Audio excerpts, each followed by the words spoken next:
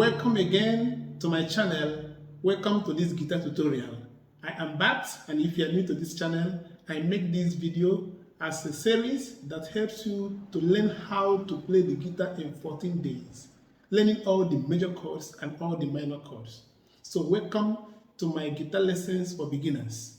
And today, having learned the 4 previous chords, that is key C, key G, key F, key E, we are now going to learn key D.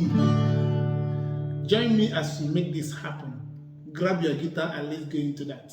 So simply what you're going to do here is to place your first finger, your very first finger, you're going to place it behind the second fret on the 3rd string, while your second finger goes again behind that same second fret on the 1st string. Then now this time, while your 3rd finger goes behind the 3rd fret on the 2nd string. This is all you need. In this, you do not play strings number 5 and number 6. You only begin to play from string number 4, the same way you did at key major F. So this is it. Do it again. Let's repeat it. Your very first finger on the 3rd string behind the 2nd fret.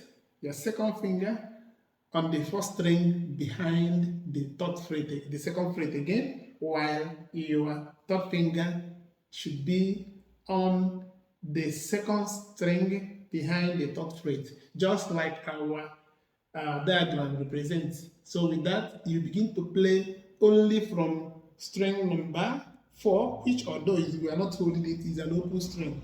So this is it.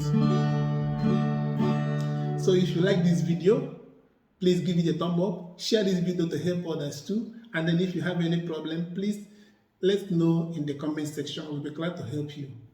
If you are good with using the charts, there is in the description of this video the chart for this, so that you'll be able to see all the charts you need and then practice even the one we have done and the one that we are going to do in future. Until next time, see you tomorrow. God bless you.